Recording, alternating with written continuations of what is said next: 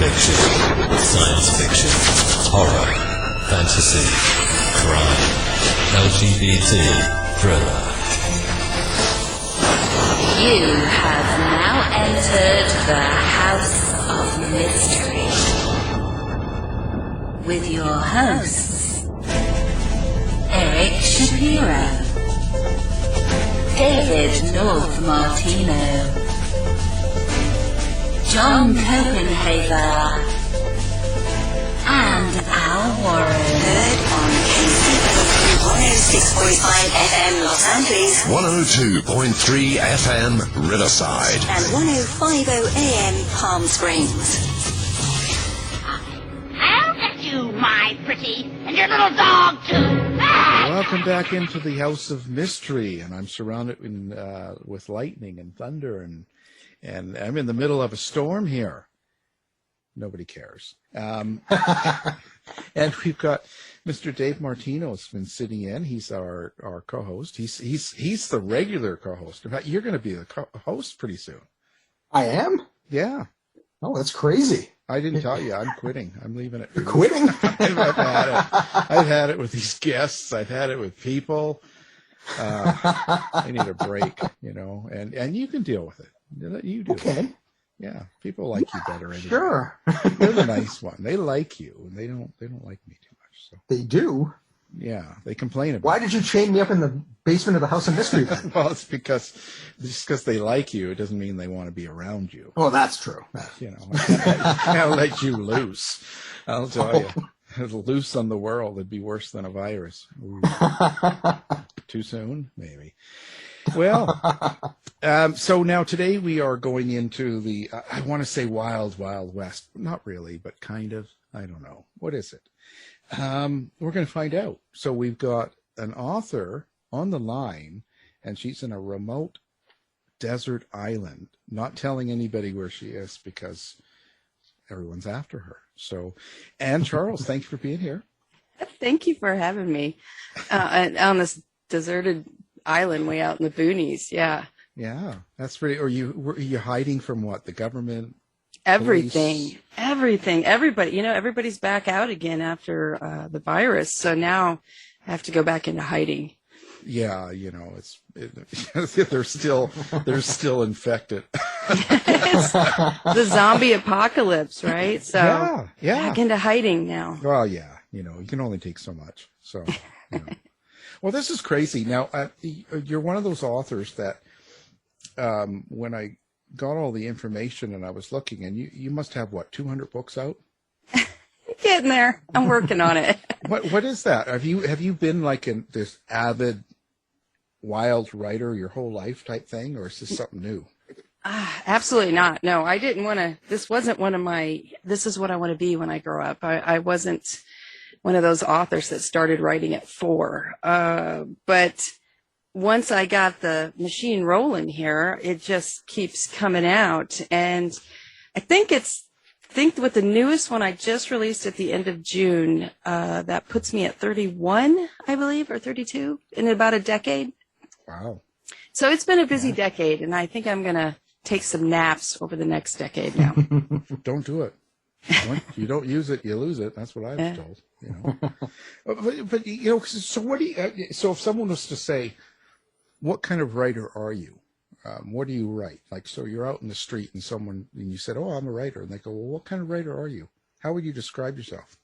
I usually, depending if it's female or male, I'll change it around age group too, because it really.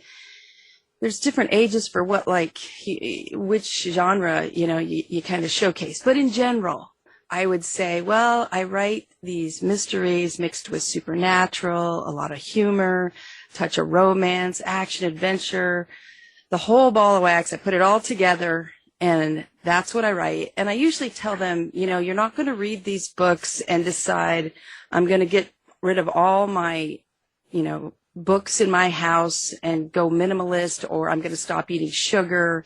That's not me.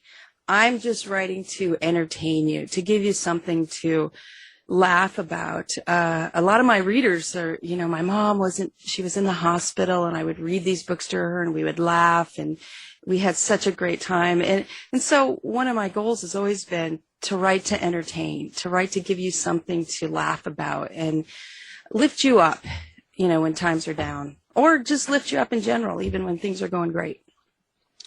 Well, that sounds great. It's, I do the same. I write true crime.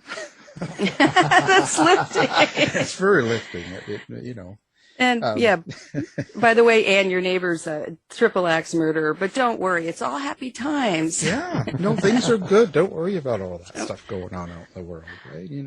Right. But that's crazy. So where did this come from for you then? If this isn't something you've been doing your whole life, you weren't the kid writing all these stories and all that. So what happened? I think I hit my head. Yeah. My mom often tells the story about driving a car way back before seatbelts and they hit the brakes and I fell onto the floor. So maybe it's even that far back. It just took forever to come out. I have enjoyed reading, most of my life. Read a book a day, that kind of person. Leave me alone. I don't want to go outside, Dad. I want to read a book in my room. So I think, it's been in there, but I didn't really, at one time I wanted to be an archaeologist, but then I read up on it and realized how much writing they do and decided, that's way too much writing. So Well, now I'm an sense. author, right? That makes a lot of sense. It was in my 20s and I was reading several books and they didn't end the way I wanted them to end. And so it started with rewriting an ending or two to what I wanted. And it just, now I'm going to write a story. And it just grew from there. And I wasn't one of those instantly amazing authors who just started writing and I sounded, wow, incredible. This has been a long journey of practicing and working on the craft. And every book, I try to find something to work on and study and improve with each book. Well, that's important. I think that comes natural with a writer as well, unless you're one of those, literary kind of people. We don't like them here, so they're too snobby.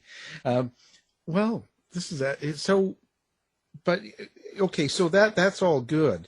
But for me, putting out your first book, it takes a lot of courage at that time, because what makes you think someone would want to buy your book? So when you go to a publisher or you go to someone and say, well, here's a book, you know what I mean? Like that takes a lot of courage. Was there a catalyst for that, or what gave you the the gusto to go do that? Well, there was, and way back in the 90s, late 90s, and then into the early 2000s, when I was really writing and trying to pursue publishing on the side of my full-time day job, which was technical writer. I had acquired an agent like you were supposed to. I was submitting to the big houses through my agent and trying to do the usual. This was just at the start of indie or, using Amazon and the whole thing, the ebook revolution type of thing. So I had an agent and we submitted several of the early books and kept making it a little further up the publishing, ladder, and nearly departed in Deadwood, which is the first in my Deadwood mystery series. That one actually landed, and I went clear up the publishing chain in one of the big houses to the final acquisitions. I'd worked with an editor. We'd gotten it just the way they wanted it, and I had the second one written and ready. And we made it to final acquisitions, and marketing came in and said, this book is set in the Midwest. We don't think there's a big enough audience. So no thanks. Marketing loves you. Bye-bye now. And so I was just, if anyone that's done that, it takes months to get that far. Months of hope and how's this going to go? And you're so excited as you keep passing each, rung, if you will, and get further up. And so I got that news. I received that news, and then we were heading down to Ashland in Oregon for the Shakespeare Festival, and I was driving that day, and then I got pulled over for speeding, and then we got down there, and then I drank a whole bottle of wine, and when I woke up later the next day, I said, in jail.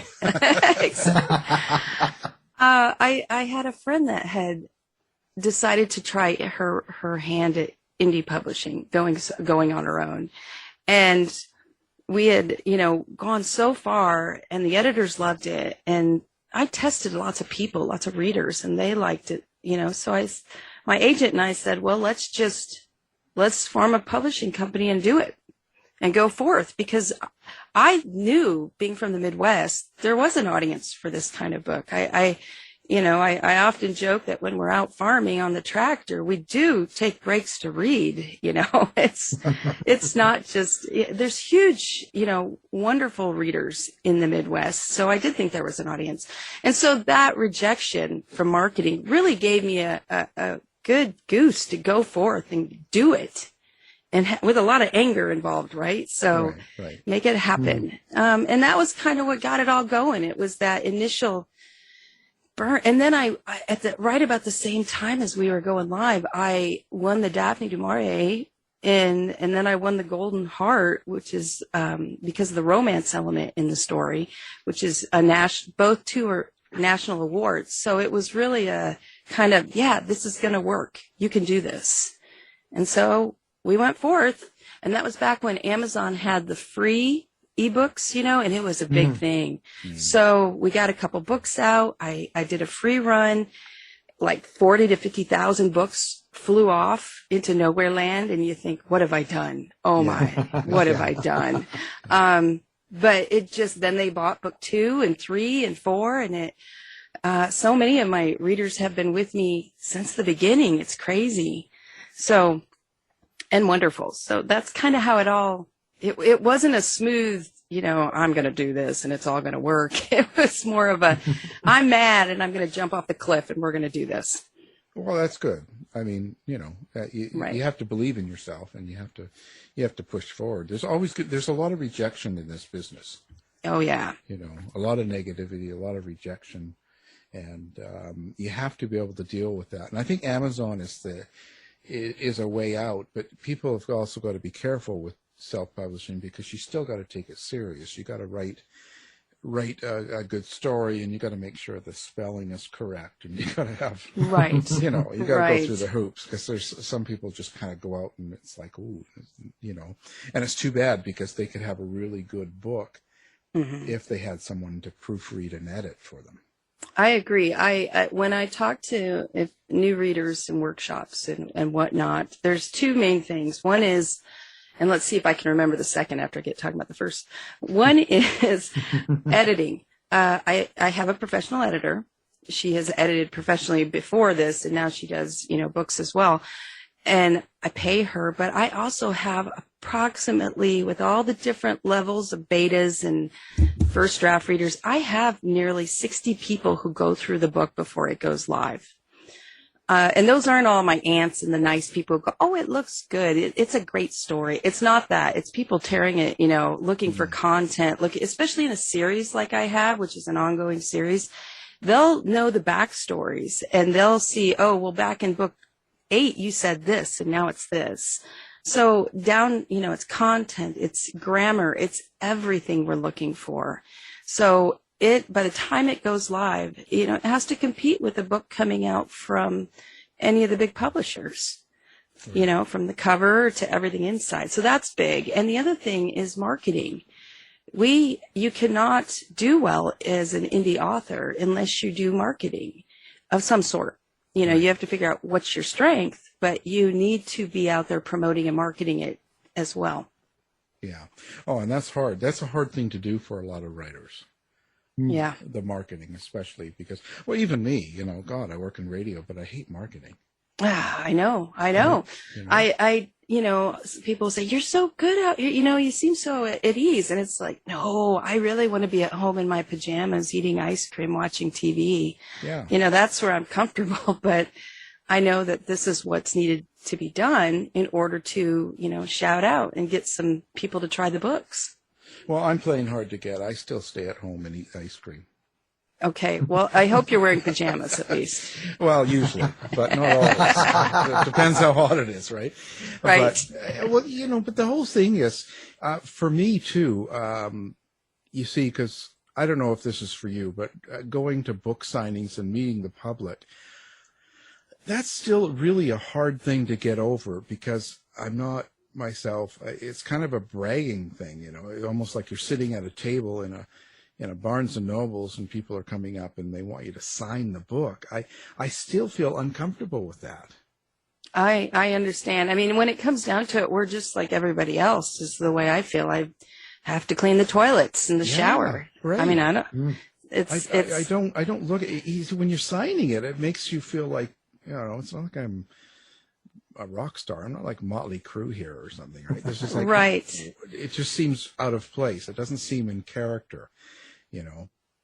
But yeah, you do create this wonderful story, fiction, nonfiction. And when I think of some of my favorite books, if I were to meet those authors, I would be all starry-eyed because they tell, you know, the stories that I love. And as starry-eyed as I would be meeting, you know, some of the big rock stars out there, because I'm in their head. I love what they've created. And wow, you're so amazing. So, you know, I try to remember when I'm doing signings, even though, you know, I may have just cleaned the toilet that morning. Remember hopefully that. You washed your hands. Maybe. Usually. Just remembering that for somebody who read the stories and loved them, to try to be on the other side of that and to be nice, to be friendly, to make that moment for them as great and fun and cool as it can be. And I didn't come up with that. I heard that from someone else who's done this all his life. I did. It was give them 30 seconds that they can have as a wonderful memory. Because usually, you know, if you think of people you've met, it's just that little bit. And if they were fun and wonderful and treated you like you were actually there and not, you know, it makes a difference in people's lives. It does. And I agree with that. I just don't like that sort of, it just doesn't feel very comfortable to me when someone says, sign a book for me, please. And I was like, okay. You know, it's just like, why? You can sell it when I'm dead? I don't know.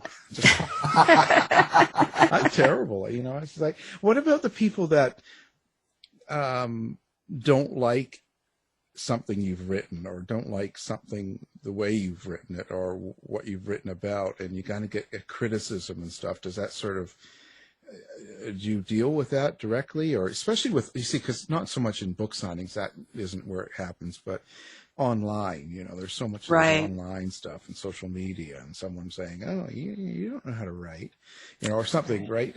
Where do you stand on that sort of place? Well, I've had it both in person and online and in reviews. And I don't read reviews because not everybody's going to like anything. You know what, you look at some of the big names, Stephen King, Nora Roberts, these wonderful authors, and they've got very negative reviews too. So we all get it.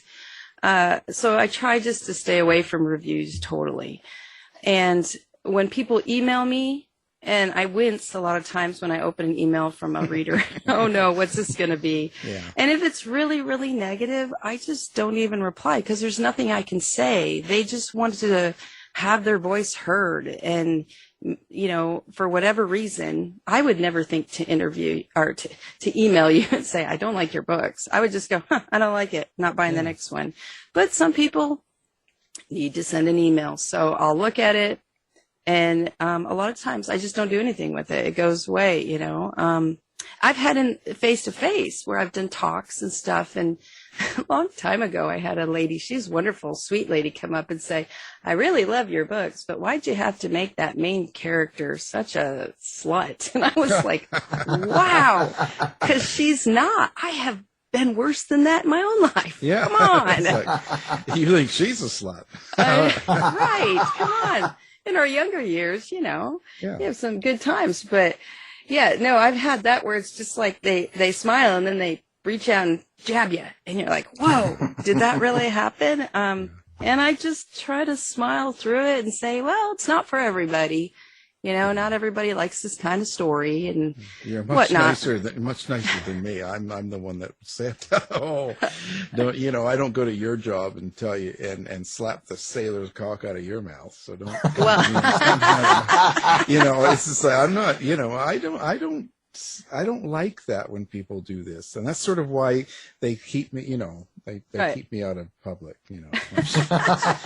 Well, it doesn't mean I don't make a voodoo doll later and stab it with a bunch of pins or, you know, I'm not impenetrable. It does still sting, and it'll sting me for a while, which is, you know, I shy away from things that might bring that out. And not because I'm chicken or I'm not confrontational, but as we've all seen, authors who will fight back, whether they do it gracefully or not. And it can go really south and be really ugly. So my policy is just turn the cheek and walk away. What's that old Kenny Rogers song? Jeez.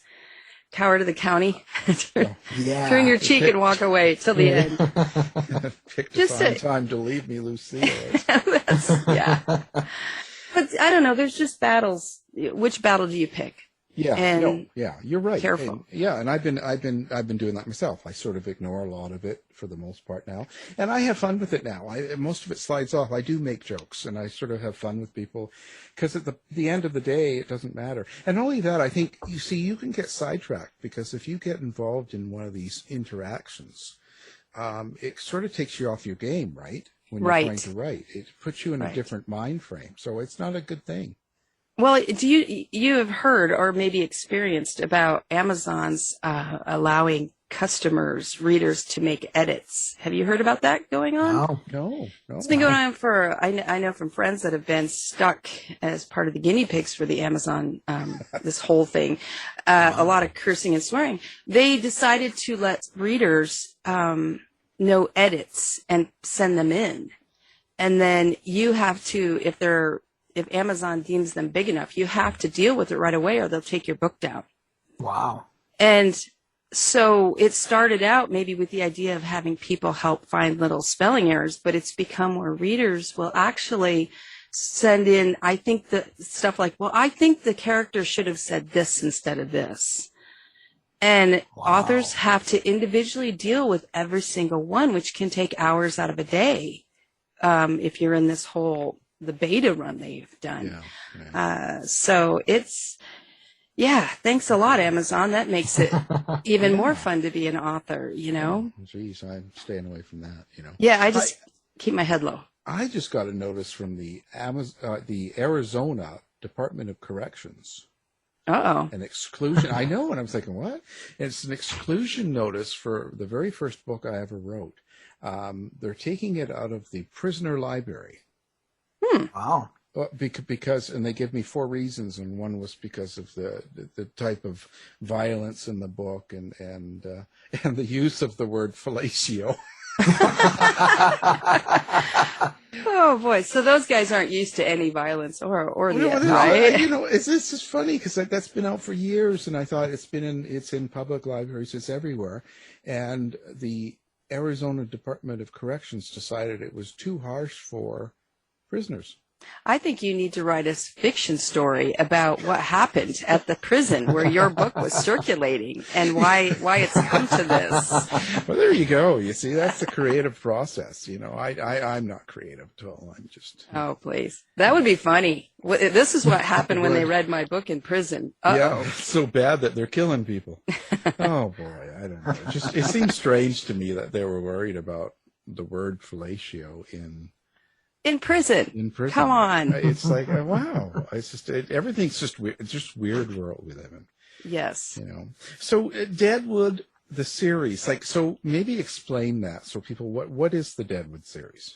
So I have 2 different series. The Deadwood Mystery series, which is contemporary. And then the Deadwood Undertaker series, which is the same story world, only back in the 1870s when Deadwood first got rolling, the western, the old frontier town with all the mining and craziness. And on that Deadwood Undertaker series, I actually co-write that with my husband, Sam Lucky. So we have that world building, and then it ties into this modern world because of the supernatural elements in both series. So you have characters that maybe were alive back in the 1870s that are now ghosts in the modern, story, plus other non-human characters that don't necessarily age like we do. So it's really fun because you can go back and forth and see what happened way back when. And we actually didn't start writing the Undertaker, the Old West series, until about 3 years ago. So I had built about 9 stories, I think, of the contemporary one, and then we started adding the history in. But what they are is, again, a mix. There's mystery, there's supernatural, there a lot of humor. Humor's in everything I write, because that's just, I like to laugh when I write. And a little bit of romance, action, adventure, that whole mix that I like to do. So, and it is set in Deadwood. If anyone's ever been to Deadwood, South Dakota, it's an old West town. They're historical. They have the old buildings, all kinds of tours, fun stuff to do, museums. So I actually used the real place because I spent much of my life there, and created fiction and mixed it with nonfiction history, nonfiction buildings, but then added fiction into that. So every year we have a fan party. Next year will be our 10th, where people come in from all over the place, the U.S., Canada, and we get together and do all kinds of fun tours or different things, and just have a big fan party at the end, and they can see the setting come to life for them. What kind of research did you need to do for the, especially going back to the 1870s? Did you have a certain process for that? Or? So my husband is an amazing researcher. I start out always, because it's not, I have always loved the Old West, and I spent time growing up there off and on. My parents were divorced, so I spent part of my time in Deadwood, South Dakota. So I knew the museums well, but my husband is so good at researching and digging in, and there's so many books, so many online things he's found, books from locals in that area. Jerry Bryant, he's no longer with us, but he was a big part of helping with the Deadwood HBO series, and he's written several books that we use to try to find the real deal. And a lot of times it takes reading multiple books because Wild Bill, for example, oh boy, everybody's written about Wild Bill. But trying to find the similarities so okay, this is a legit thing here because everybody's talked about it, and some stuff you're like, what? Never read that before about him.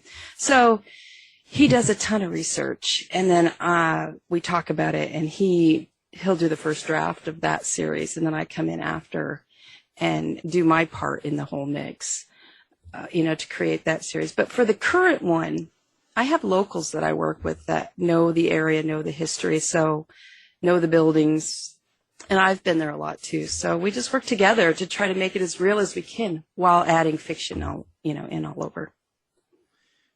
So your husband's name is Sam Lucky, really? That is his writing name, yes. No, but that's not his real name. No, Angela is Sam Lucky. It's like, come on. That couldn't be real. But can you believe Sam Lucky was out there available, that nobody's been Sam Lucky in this world? That's a great name.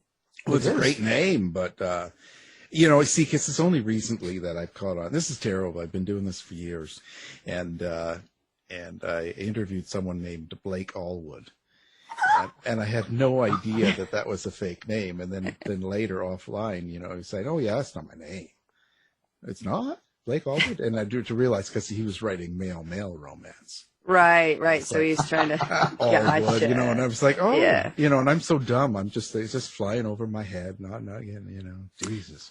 Well, when I started out, okay, so I thought I might write some romances, and I had lots of romance writing friends, and several had issues with stalkers, crazy, scary stuff coming at them. So, and I had, when I was just getting going, getting the family started, I did not want to have real names out there because, for one thing, the horror stories I'd heard about being stalked. And then on top of it, I was going to have kids, and I wanted to protect, identities as much as possible. So from the start, I became Ann Charles, and there are elements of my name in that, but I wanted to have a pseudonym that would work for me, would help keep it small and, easy names, and would protect my family. And so my kids have been, since the beginning, my fans have known my kids since babies, and they'd go by Chicken, Noodle, and Beaker. that's their names to the world. So when we go to signings, if they're there, oh, hey, you're Chicken Noodle, aren't you? And my kid just goes, yeah, that's me.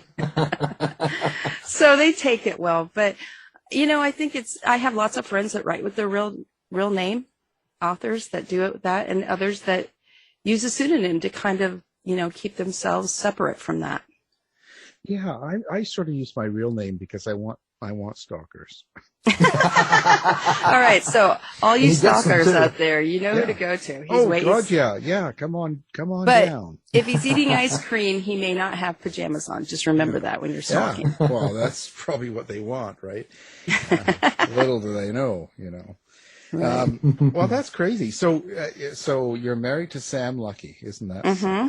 Now, how is that writing a book with someone that you're partnered with? Isn't that? Because I could imagine, because it's already difficult enough to co-write with someone because you have to be on the same wavelength. You kind of have to have the same feeling toward a story.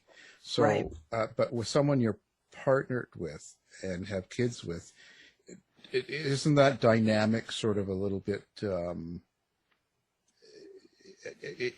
that a little, doesn't it make it more difficult to write?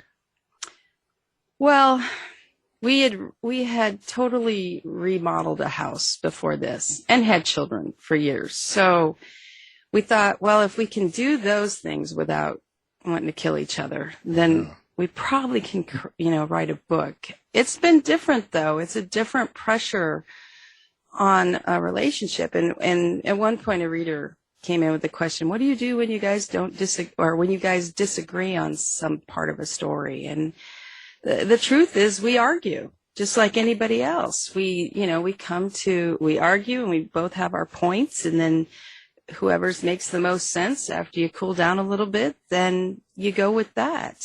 So it is different. And I've said, and I still, unless, okay, Stephen King says you want to write a book with me, Anne, of course, what do you want me to do? But otherwise, I have always said I won't write with anyone else. And he's the only one I would do this because of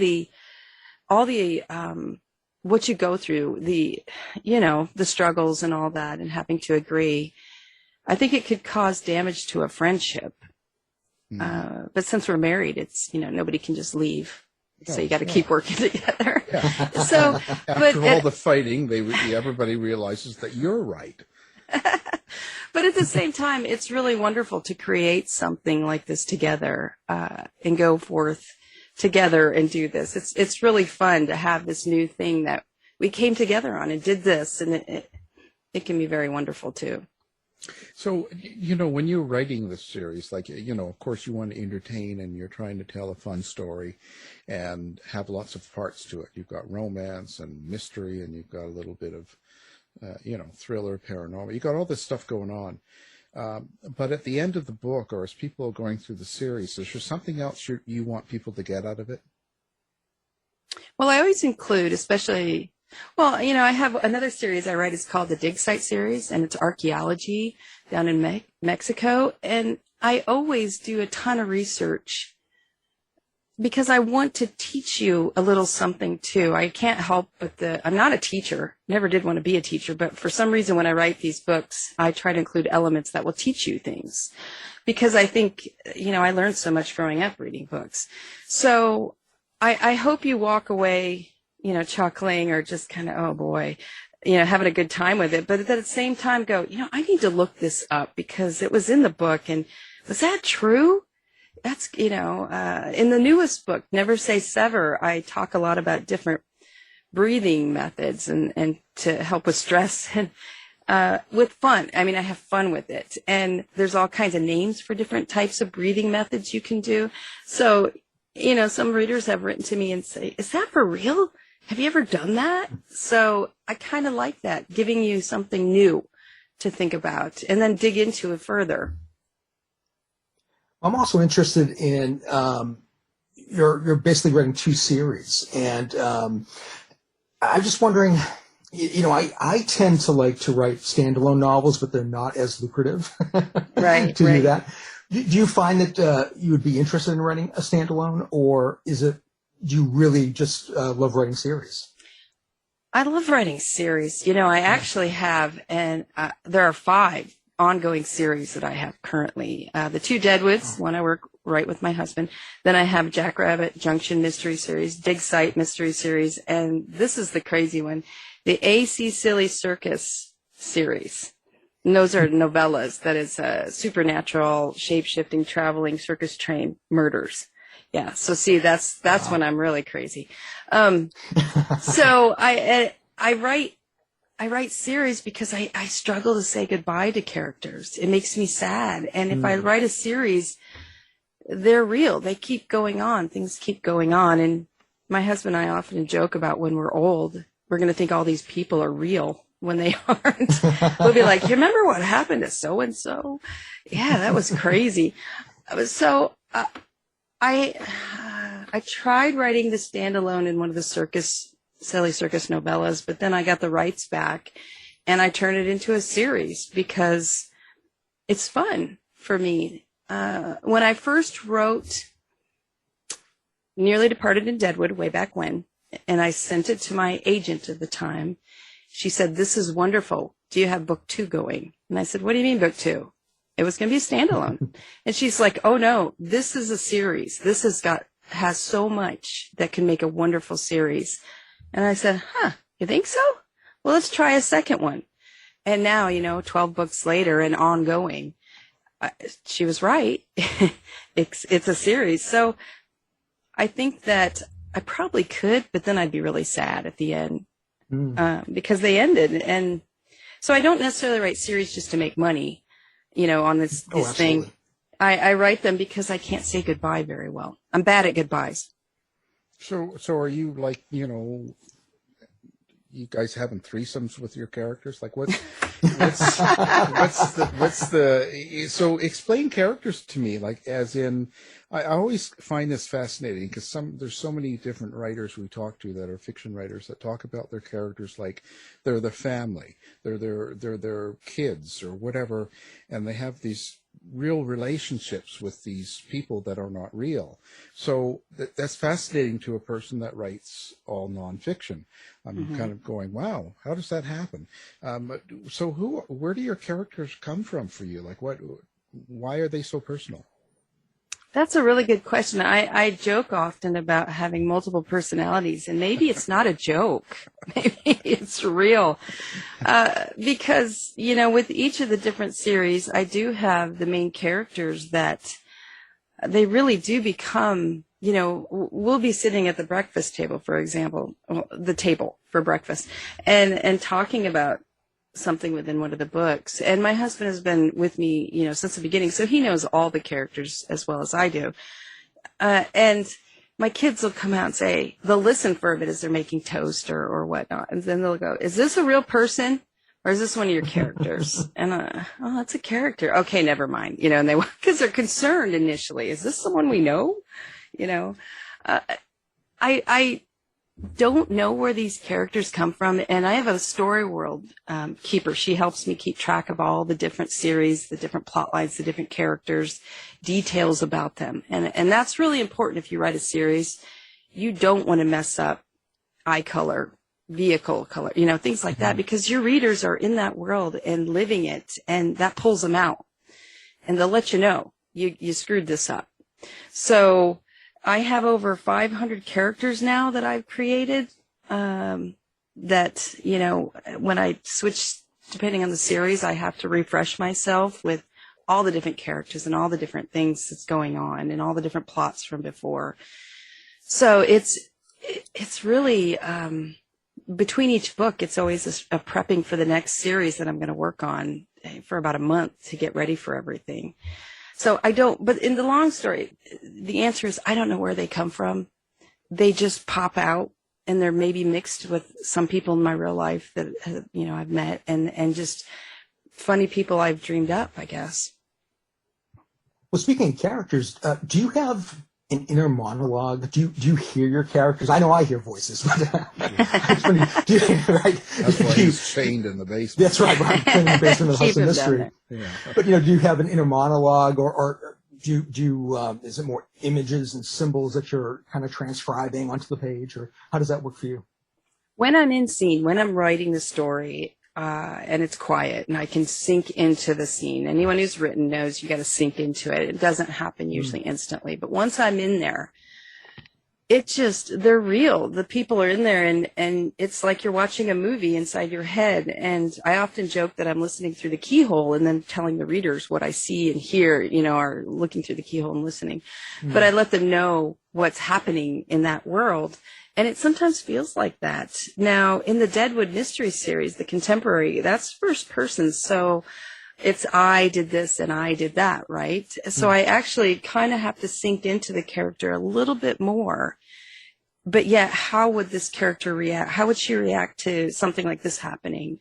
And sometimes it's very similar to how I would react. And other times it's, something a little bit different because that's her character. So it's really interesting how that all works, how that inner dialogue goes. But I will tell you, they're all in audio. So I can listen to them as well when I'm in between books. And I'll be walking around my neighborhood, taking my walk and listening, and I'll say the line that's about to happen. And I'll laugh, and then it'll happen, and I'll be like, oh, I knew what was coming next. And then I think, well, of course you did, you idiot. You wrote it. But it's just like, I think just some writers, most writers are able to create this world in their head and play in it. And it's a wonderful thing. It sounds like insanity, but. And it's insanity too. But don't tell them that, because then they'll put us in little rooms. But well, paranormal. You seem to touch off on that a lot. Shapeshifters, paranormal, all of that sort of side of the world. Is that from experience that you actually went through, or is it just interest, or where does that come from? Well, one of the first series that I was shopping was the Jackrabbit Junction Mystery Series, which is down in southeast Arizona at an RV park and in the surrounding area. And that actually doesn't have supernatural in it, because I was just going to write mysteries. But then that one we were having trouble selling. And so I started writing the Deadwood Mystery Series. And in Deadwood, South Dakota, anyone who's been there knows that everything's haunted there. They talk about every hotel is haunted. All these old things are haunted. So I knew when I wrote that, I wanted to add that element of ghosts. She's a realtor, goes around selling houses. There's haunted houses, haunted buildings. It would just add fun to the story. But she's a dud. She doesn't see the ghosts. So everybody around her, oh, yes, there's ghosts here, the mediums and stuff. So I thought that could be really fun. And that's kind of how it all began, and it built from that. When you have mysteries, that's great. But when you add another genre in there, like supernatural or paranormal, then it just makes the world bigger, because the potential other characters that can do crimes, and have things happen. So it just kind of built naturally. I didn't start out thinking, I actually long ago started out just thinking I was going to write some romance books, but then it just kept building into now what I have. I wasn't very good at emoting enough for romance. I'm amazed at how romance writers can do that for pages. So I always joke about, you add a dead body and then I can suddenly tell a story about it. But what does that say? I don't know, but shh, don't tell everybody that. There you go. We're not even going to go there, but now when you say a lot of times you said it's entertainment and you want people to have a laugh, a chuckle. Humor is very important to you, right? Through your stories. So with that being said, I know that it is. For us in the show, we do that a lot. Even, sometimes we deal with pretty serious subjects as well. But we like to have humor. Now, the world's sort of been changing on that sort of behavior, we'll say. Mm-hmm. And there's a lot of that canceling and people getting really upset and being offended and stuff. Does that play into, like, when you're writing now, do you consciously become more careful of how you're going to be joking? Somewhat. I learned long ago in a workshop about humor that the best humor is when you the character makes fun of themselves. So it's not directed at anybody necessarily. You know, you're not making fun of people because of a handicap they have or anything like that. It's all, I fell down the stairs because I'm an idiot and I didn't tie my shoes this morning. Which, you know, the humor then is turned back on the character themselves. And that is something that I think people accept much. It's, you're not going to touch on any, you know, anything, you don't want to go to that topic, you know, because it's all aimed back at yourself. Or if there's a very quirky character and the main character's dealing with them or interacting, then it's the main character's internal reactions to the quirkiness, which doesn't mean they're actually insulting the other character. It's just when he says that, it makes me think this type of thing. And that's where the humor comes from. So a lot of my humor is directed that way rather than out. But I am careful because, yes, I have in the past, I've said this or that in the wording, and I've gotten emails, and so it makes you go, okay, can't joke about that if I don't want to make half, you know, this chunk of the population mad. So let's pull it back. I've noticed with a lot of comedians I watched on TV, they talk about this a lot now, and they're really pushing against it too, going, hey, we are comedians. This is what we do. You know, let us do our thing. So I think a lot of it is, I personally look at it as you kind of got to own it. You right. If this is who you are, and kind of like what you said, I make fun of myself completely all the time, all day, all night. And it takes it down a notch. And plus anything I do say, it's just who I am. I'm not really different offline as I am on air. So, I don't know. We'll see. I've made it 59 years. So we'll see how long you go. I have done promotion.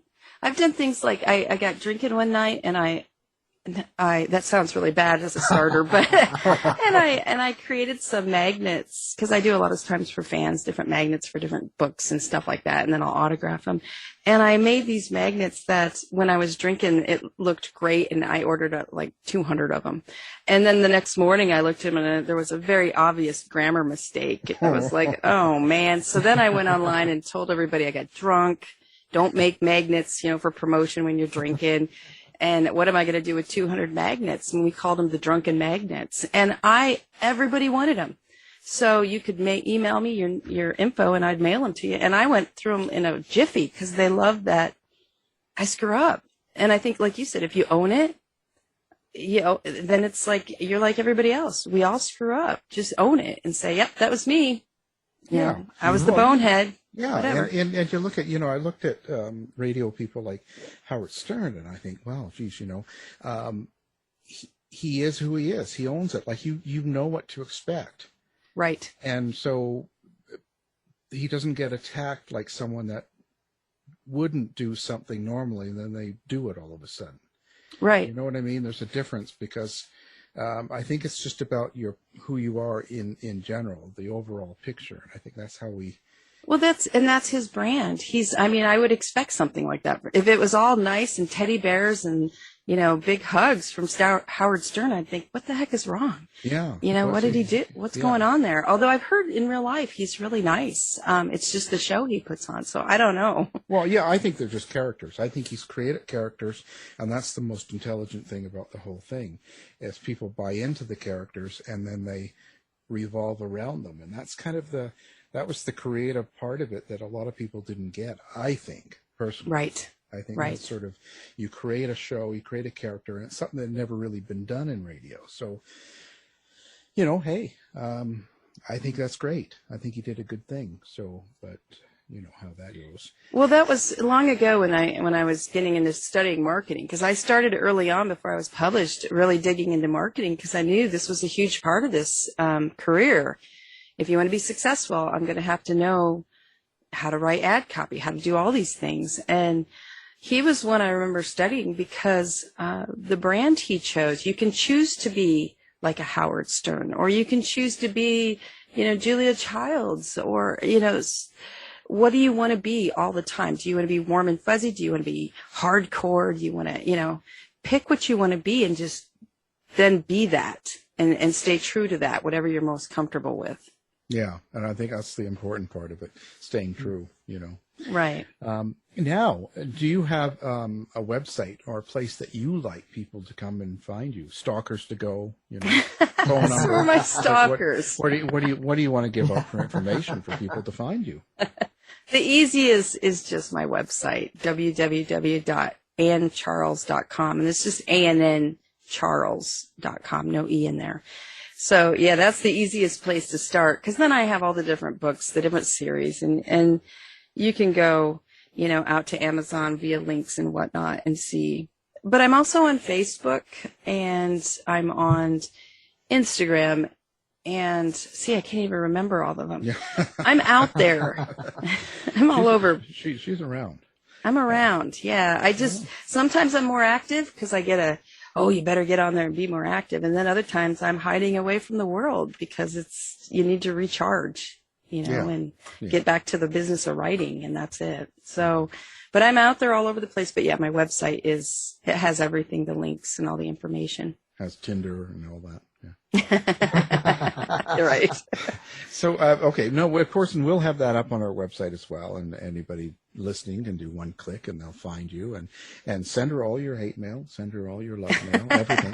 Just send it all. Send it all. Doesn't matter. Even if it's nothing to do with her, I know. Send something. Say, I get that too. I get so many crazy things in about veterinarian hospital stuff. And I think somewhere there's a vet named Ann Charles, I swear. Yeah. Well, there's actually a foot doctor with my name. And he's written books. So I do get cross things from him too as well. So if you need foot work, just send me. I'll let you know. Yeah. Oh God, yeah. Hook me up. Yeah, I will. Yeah, no problem. I wonder, with the pandemic and all of that, and this last crazy few years, we'll just say. Yeah. I wonder if that sort of gets in the way when you're writing, and does it get into your writing somehow? I mean, of course, you're not writing pandemic, and you're not writing about that, but when you're writing in itself, and you have stressful situations, upsetting things going on around you, like the pandemic and all this other stuff, does it affect your mood and therefore maybe get into your writing? It does. I was doing well, continuing with the humor and writing, until this last December, January. I disappeared for a bit, and I was struggling to find the humor then. So I focused on family. I kind of pulled away from writing more for a couple months and crossed my fingers it would all come back. And it did in February. Then I started back up, and it was still there, and I felt like, okay, I can do this. Whew. I just needed to take a little break. But then I was finishing this latest book, the 12th in the Deadwood series, and I had about 4 chapters to write, and my kids went back to school instead of being at home, and then one come home with a little cold. And I thought, it's just a cold, she's back amongst the others. Well, it turned out it was COVID, and it was one of the variants, because we'd already had COVID hit us twice in our household due to, we have kids in school, and just situations. So here it was again. And the first 2 times I'd done okay through it. It really hadn't knocked me down. But of course, I just spent a month writing about 60,000 words, so I was pretty worn out. And it hit me. And it hit hard. And so then I had to try to finish the book to get it done in time for its release date while I was sick with COVID. And that was rough. I lost about a week of time. But then I was back in bed writing, my laptop on me, writing as I coughed just to try to get the book done. So it hit me emotionally for a little bit, and then it knocked me down physically too. But I beat it and kept going and got the book out in spite of it. But I did miss my release date, and to have it for the book signings I had planned, we had to put out what we called the COVID edition, which is, it's gone through a couple layers of editing, but it hadn't gone through the final with the beta readers. So there's, I told everybody, and they bought it up because it's a special edition, limited numbered, and I told you, I told them it's got 20 to 30 errors in it, and I swear to God, if you email me about them, I'll delete you forever from my get you out of there, because I know it has errors. But then we put the official one out at the end of June, so it to the point where you have a COVID edition. The darn pandemic got me. Yeah, it's too bad, eh? But well, it's what we have to deal with. So Yeah, that's life, and I know a lot of people have included the whole pandemic into their stories, but I decided early on living it was bad enough. I was not going to put it in the books too. No, it's just not. It's just, it's not the right thing. But, hey, there's something for everyone. So, right. Well, it's been a great conversation. We've really enjoyed having you on and stuff. And we've learned a lot. My God. Well, all the multiple personalities she has breakfast with in the morning, and all these names that her and Sam Lucky, just like they're, all that stuff. And don't drink while you make magnets. No, don't do promo and drink. It's never good. You think you're being so smart and witty, and then you sober up and you're like, oh boy, that wasn't so good. That's important. This is pretty important for conversation here. You learn a lot here. It's good to have fun and learn too, right? And if you see Anne walking down the road with headphones on, don't even approach her. If she's talking to herself and laughing and speaking out loud, it could be dangerous. You don't know who you're approaching. You don't know which of these 300 people you're going to be talking to. I know. You never know what you're going to get when you get me like that. It's dangerous. So be very careful. And now you promised you would keep all the craziness under wraps and wouldn't turn me in. So that's right. We'll have it online. For our payment subscribers, we'll give them special details and pictures. And pictures. Oh no. Oh no. Yeah. Enhanced video. We spent money on this. We take this serious. We're a big name organization here. We got NBC here, so we're spending money on this. Okay. Oh no, I'm doomed now. Although we'll spin it. Let's spin it. And we'll make it crazy good. Yeah. Oh yeah. It's got Matt Lauer in the basement too. So what do you think happened to him? Well. Anyway. It's been a good interview, and we appreciate you being here. Our guest has been the great writer of several books, Anne Charles. Well, thank you so much for having me. You guys have been great. Thanks, Anne. To find out more about our show, guests, or to listen to past shows from our archive, please go to www.houseofmysteryradio.com.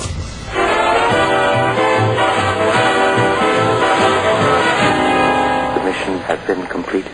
The end. By George, he's got it. It is the end. I'll see you. If you're lying to me, I'll be back. This has been a production of Something Weird Media.